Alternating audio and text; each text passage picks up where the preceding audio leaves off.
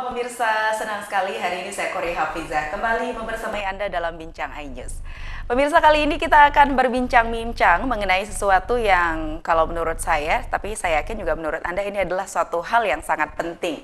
Karena kasus penyalahgunaan narkoba dari tahun ke tahun berdasarkan apa yang kita ketahui ataupun apa yang kita dengar di dalam berita, di dalam media, itu ada terjadi peningkatan begitu di masing-masing daerah. Nah, termasuk juga bagaimana kita bisa menyikapi dan juga istilahnya pencegahan begitu ya, kasus narkoba ini masuk ke daerah-daerah pelosok ataupun daerah pedesaan. Saya akan berbincang-bincang bagaimana narkoba mengancam daerah pedesaan. Kali ini sudah hadir bersama saya di studio Bincang iNews dari Koordinator Bidang Pencegahan dan Pemberdayaan Masyarakat P2M BNNP Nusa Tenggara Barat, Bapak Dr. Andes Haji Nur Rahman Apoteker.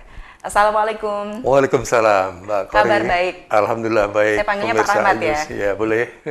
Luar biasa, semangatnya Pak Rahmat ini luar biasa, selalu senyum semeringah dan ini juga tentunya menjadi semangat BNN ya untuk memerangi narkoba ya Pak Rahmat ya. Ya. Baik, ini kita berbincang-bincang mengenai narkoba, tapi kalau berbicara ancaman narkoba bukan hanya di pedesaan saja, saya rasa di seluruh penjuru ancaman ini harus benar-benar kita waspadai dan cegah begitu ya Pak Rahmat ya. Tapi kalau berbicara secara umum tentang kasus narkoba di Indonesia, boleh kita berbicara terlebih dahulu tentang itu Pak Rahmat seperti Iya. Baik, Mbak Kori dan pemirsa iNews Mataram ya, iNews TV Mataram. Iya. Berbicara terkait dengan permasalahan narkoba ya, kalau kita lihat dari periode ke periode ya, kita kan setiap 2 tahun sekali melakukan penelitian. Oke. Jadi kalau kami dari data yang kami punya periode tahun 2019 sampai dengan 2021 itu ada kenaikan prevalensi penyalahgunaan narkotika di seluruh Indonesia, termasuk juga Nusa Tenggara Barat. Termasuk juga di Nusa Tenggara Barat. Itu periode 2019 sampai 2021. Nanti tahun 2023 akan kita teliti kembali. Oke. Per 3 tahun jadi. Iya, betul. Apakah naik ataukah tetap atau turun gitu. Ya, kita sangat mengharapkan kita tetap bisa mengendalikan itu ya laju prevalensinya. Kalau kita lihat kenaikannya cukup signifikan dari tahun 2019 sampai 2021 itu naiknya 0,15% dari 1,80% menjadi 1,95% jumlah penduduk yang antara usia 15 sampai 65 tahun. Jadi usia dewasa gitu. Dan kita lihat bahwa kenaikan ini tentu dipicu oleh beredarnya narkotika jenis baru ya. Narkotika jenis baru yang masuk dari luar negeri ke Indonesia itu cukup banyak ya. Itu yang menjadi penyebab kenapa ada peningkatan itu. Selain itu juga pengguna-pengguna lama ya, pengguna-pengguna lama dan pengguna-pengguna baru yang sampai dengan saat ini jumlahnya kalau di Nusa Tenggara Barat itu masih cukup besar, kalau dalam angka lebih kurang 15.000 orang pecandu penyalahguna yang 1 tahun atau yang pernah pakai di Nusa Tenggara Barat. Jadi terjadi peningkatan, termasuk juga di Nusa Tenggara Barat, Pak Rahmat ya? Baik, iya betul. Pemicunya adalah salah satunya tadi ada jenis-jenis baru. Jadi setiap saat ataupun setiap tahun itu ada saja jenis baru dari narkotika ini ya Pak Rahmat ya? Betul, jadi narkotika jenis baru ini ya perkembangannya seperti gadget gitu ya, berkembang cepat ya. Karena kita ketahui narkotika jenis baru ini adalah narkotika sintetik ya. Jadi dari reaksi kimia. Ya, jadi A plus B jadi C ya. Jadi inovasinya juga tinggi. Jadi sangat cepat, bahkan saat ini sudah beredar di dunia itu 1150 ya. 1150 jenis baru. Waduh, luar biasa. Yang sudah masuk di Indonesia lebih kurang sudah 90-an gitu ya. Kemudian kita juga di negara kita juga ada tim yang bekerja untuk memasukkan narkotika jenis baru yang di Indonesia ini segera masuk di dalam lampiran Undang-Undang 35 tahun 2009 tentang narkotika itu. Dan itu sudah terlaksana? Sudah. Dan ya tentu setiap kali menemukan jenis baru di Indonesia langsung kita ajukan, langsung diproses untuk bisa masuk ke dalam lampiran undang-undang itu. Oke, di Indonesia 90 jenis sudah Ya, masuk ya. oke. Kalau di Nusa Tenggara Barat jenis-jenis baru tersebut apakah sudah? Di Nusa Tenggara Barat baru beberapa jenis yang masuk, yang terdeteksi dan sudah terungkap gitu. Oke. Jenis-jenis kanabinoid sintetik atau ganja sintetik. Ya, Ganja sintetik. ganja sintetik. Jadi itu sebetulnya seperti herbal begitu, cuman jenis itu disemprot menggunakan sintetik kanabinoid, ganja sintetik.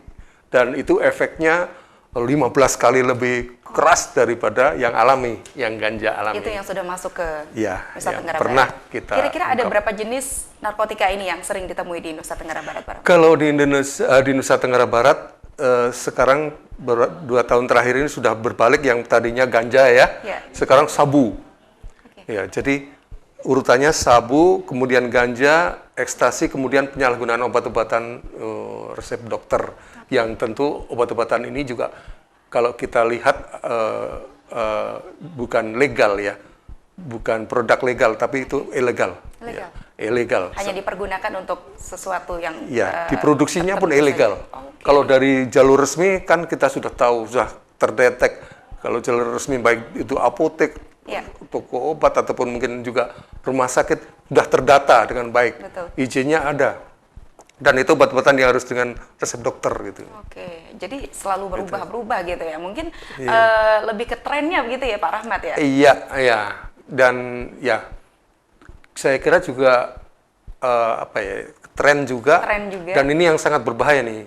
Ya, mungkin pemirsa-pemirsa TV itu harus tahu ada ajakan dari para sindikat gitu ya, agar narkotika ini menjadi bagian dari gaya hidup. Itu sangat berbahaya. Gaya hidup.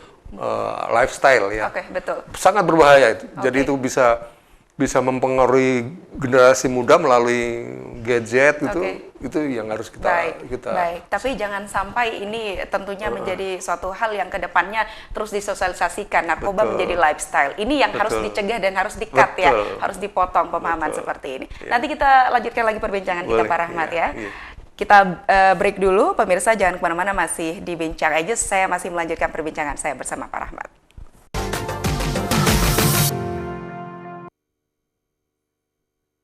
Selamat datang di iNews Today. Lengkapi pagi Anda dengan update informasi terkini.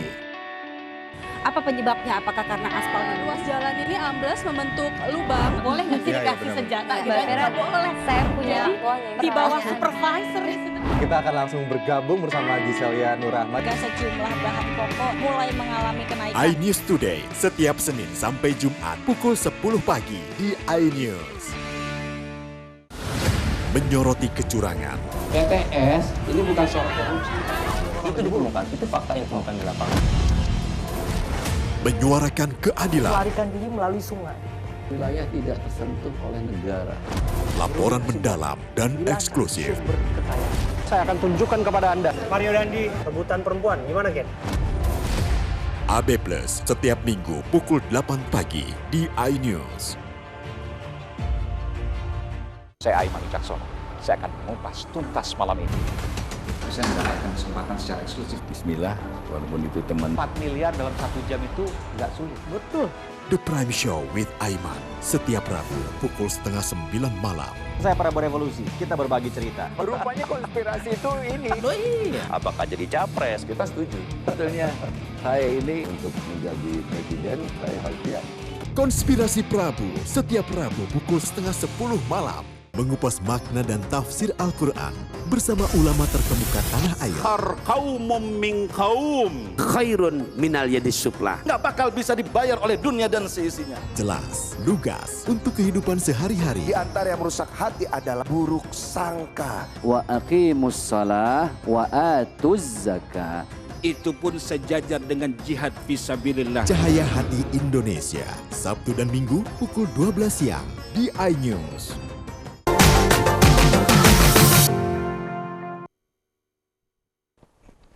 Pemirsa masih bersama dalam Bincang iNews, saya masih bersama Pak Rahmat dari Koordinator Bidang P2M BNNP Nusa Tenggara Barat. Kita masih berbincang-bincang tentang bagaimana narkoba yang mengancam daerah pedesaan. Tadi Pak Rahmat mengatakan bahwa iming-iming juga dari para pengedar adalah lifestyle.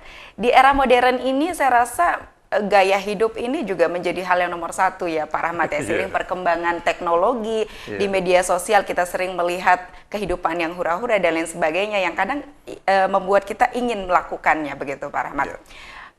Bukan hanya di daerah perkotaan, masuk juga ke daerah pedesaan. Orang-orang desa juga inginnya terlihat keren seperti orang kota. Mungkin salah satunya itu yang menjadi peluang ya yang dilakukan oleh para bandar narkotika ini sendiri. Bagaimana BNNP melihat hal tersebut? Apa yang dilakukan BNNP selama ini Pak untuk mencegah narkoba ini masuk ke daerah pedesaan? Ya, baik Mbak Kori dan pemirsa iNews TV Mataram yang berbahagia. Terkait dengan peredaran narkotika ini kan ya, selama ini kita tahu hanya di kota-kota besar itu ya, tempat-tempat yang ada hingar-bingarnya di situ. Dan yang kita dengar di berita-berita ataupun di informasi itu public figure biasanya yang sering kita dengar beritanya. Dan saat ini kita ketahui bahwa sudah mulai merambak ke desa-desa, di kelurahan-kelurahan, di desa-desa, di kampung-kampung.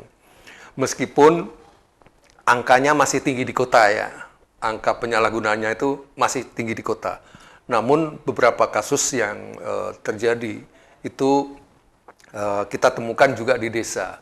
Sehingga tadi ditanyakan apa yang dilakukan BNN, kami di BNN melakukan intervensi ya, sesuai dengan juga hasil dari penelitian ataupun kita juga mengadopsi dari UNODC, United Nations Office on Drug Crime ya.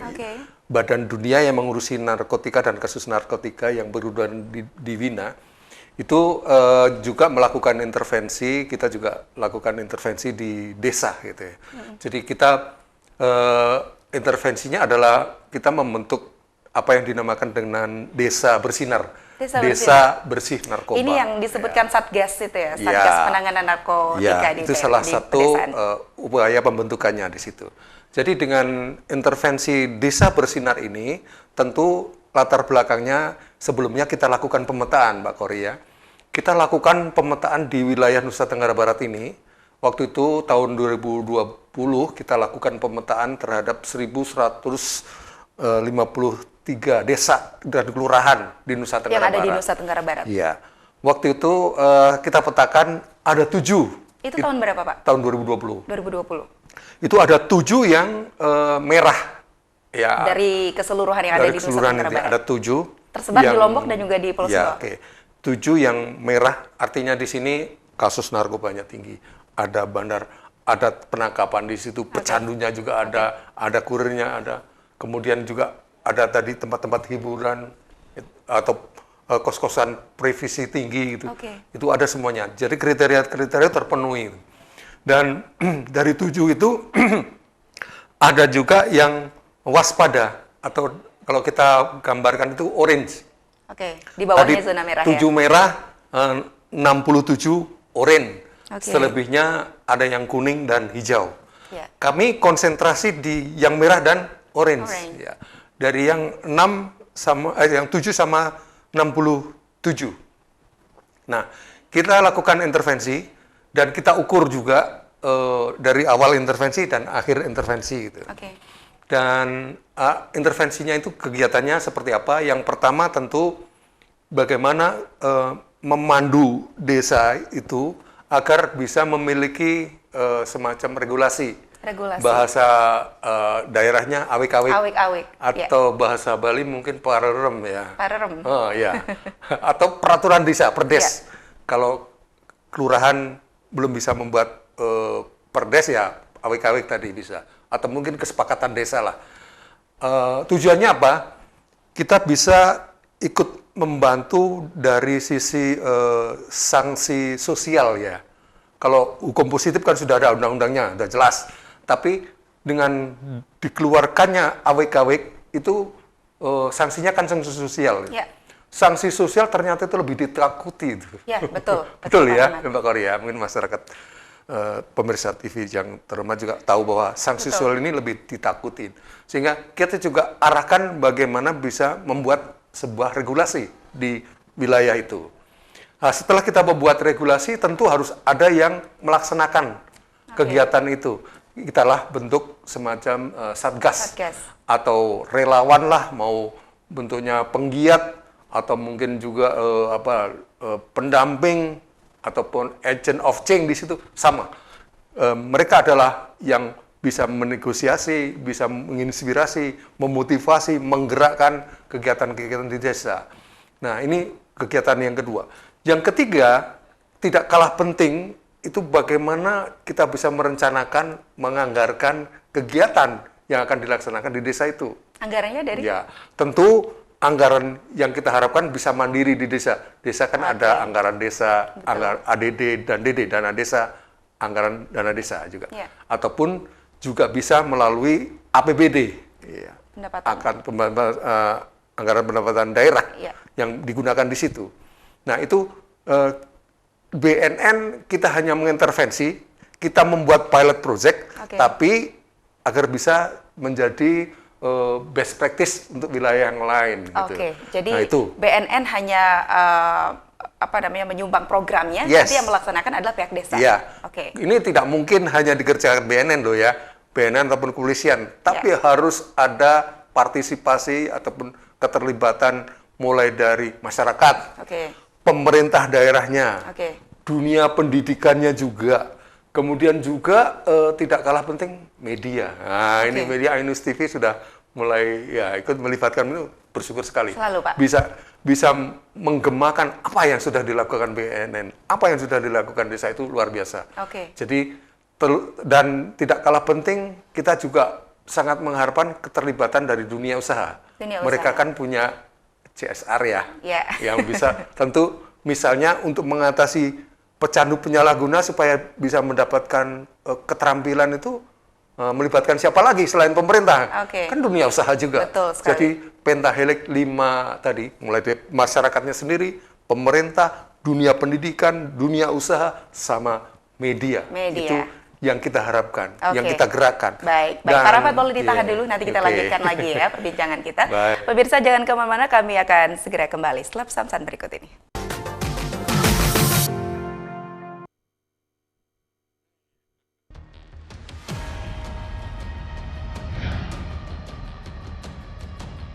Beragam kejadian yang sulit terlihat.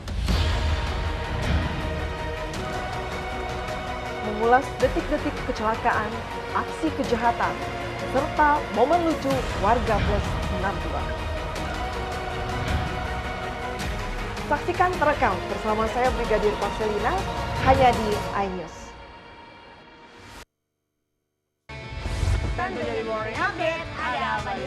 Hadir menemani pagi Anda dengan sajian informasi unik dan menarik. Walabi hutan yang merupakan hewan asli Papua Nugini. Dari Jepang disebut sebagai kare raisu. Menghadirkan bintang tamu yang menginspirasi. Campuran apa ini? Ini lemon. Oh, lemon. Fresh kita peres, itu harus dipotongin dengan dekat bagian mata. Kalau nggak Morning Update, Senin sampai Jumat pukul 7 pagi di iNews. Enak. Bikin mata kita melek. Dan rasanya mantap. Temani weekendmu bersama program kuliner spesial. Kalaparan, eksplor gokil wisata kuliner. Hidden Gem. Tempat makan yang jarang terekspos. Food Diary, mengupas sejarah kuliner dan viral. Ini enak banget. Saksikan kuliner spesial weekend, Sabtu dan Minggu, pukul 10 pagi di iNews. The great events and programs in September. Rangkaian turnamen BWF World Tour 2023. FIBA World Cup 2023.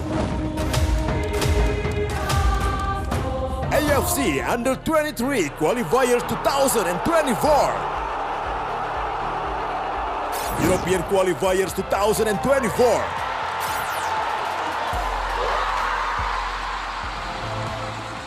Asian Games Hangzhou 2023. Anugerah Komedi Indonesia 2023. New programs terekam. Dapur Masih. The great events and programs in September. Exclusive on iNews. Kompilasi berita olahraga paling top dan sensasional. Baik dalam dan luar negeri. Kamu menyaksikan Top Sport bersama saya, Sanjira Karamai.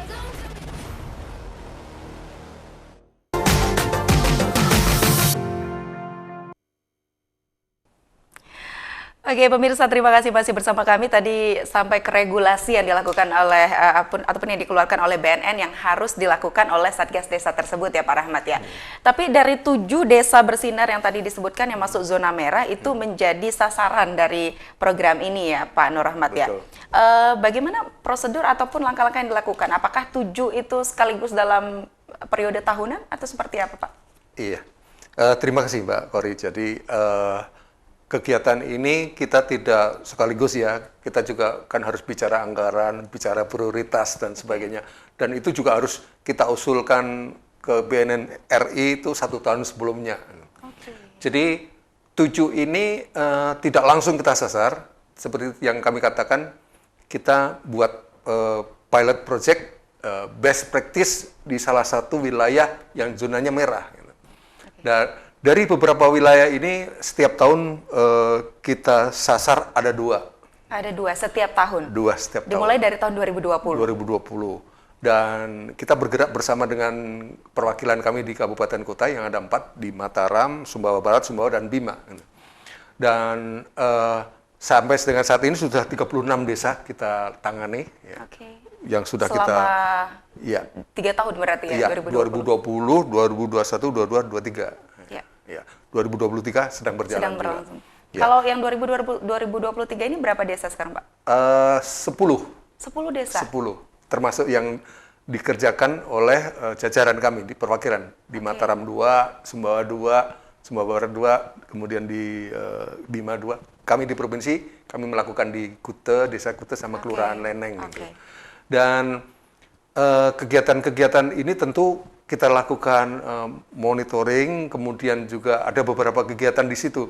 Dan kegiatannya tidak hanya kegiatan pencegahan, kami sinergi di dalam dulu, mulai dari pencegahan, kemudian ada pemberdayaan masyarakatnya, rehabilitasinya, kemudian pemberantasnya atau pelaporan dari masyarakat seperti apa.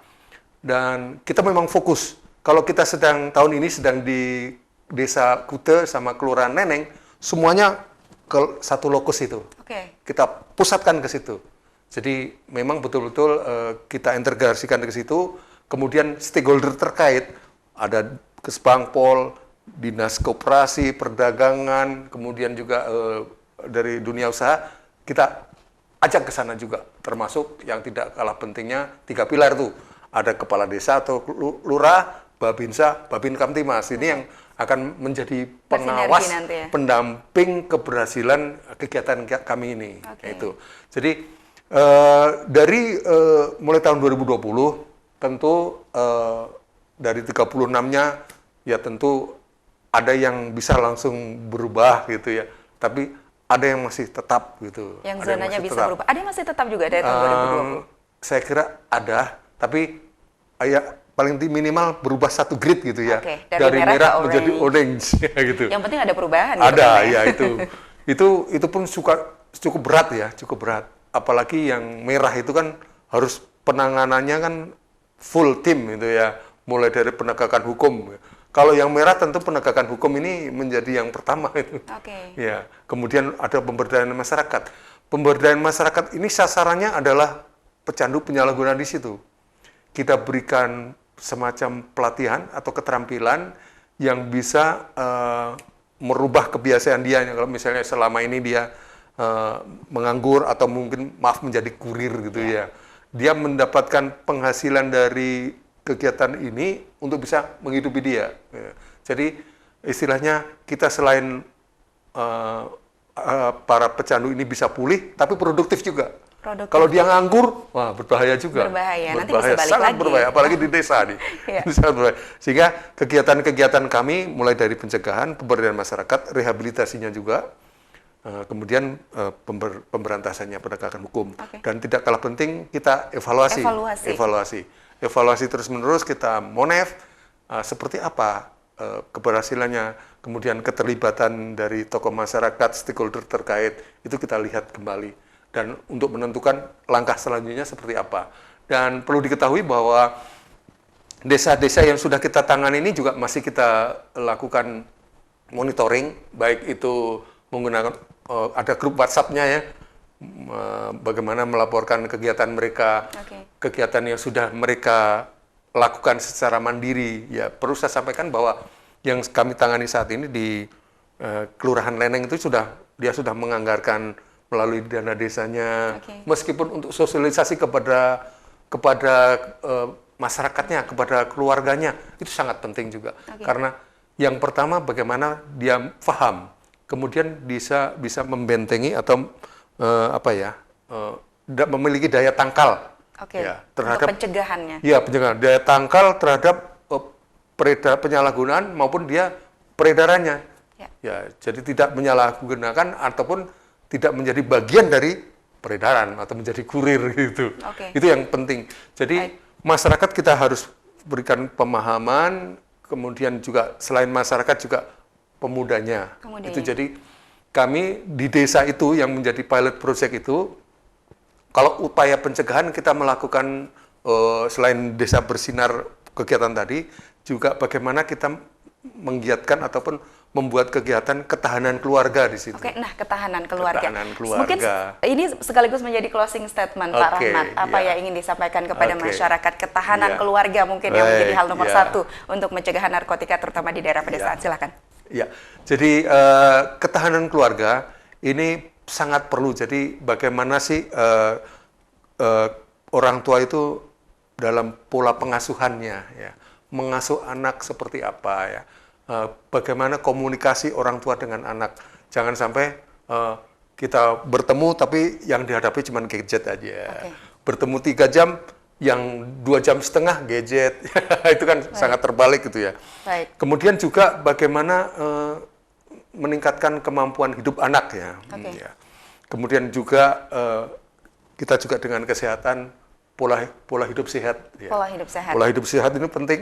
Karena bagaimana kita makan makanan yang bergizi, berolahraga. Itu disasar dari posyandu keluarga biasanya ya, Pak desa, dengan posyandu keluarga kita juga ada beberapa lokasi yang kita berintegrasi dengan posyandu keluarga karena di situ selain ada pemeliharaan kesehatan untuk ibu dan anak balita, ada remaja, ada orang tua juga ya gitu. Jadi kita sasarannya juga di situ. Sehingga ya mudah-mudahan dengan kolaborasi sinergi dengan berbagai elemen ini kita bisa menekan laju prevalensi penyalahgunaan narkotika khususnya di Nusa Tenggara Barat. Amin, amin. Dan tentunya pemirsa ini menjadi perhatian kita bersama, bukan hanya tugas BNNP ataupun tugas pemerintah, ini menjadi tugas kita bersama, terutama yang terdekat adalah lingkungan keluarga kita, begitu Pak Rahmat ya. Terima kasih Pak Rahmat sudah hadir di Bincang News kali ini. Sukses untuk program-programnya, termasuk sosialisasi juga yang dilakukan ya di Nusa Tenggara Barat. Dan pemirsa demikian Bincang News kali ini. Saya Kori Hafizah pamit undur diri. Wassalamualaikum warahmatullahi wabarakatuh. Sampai jumpa.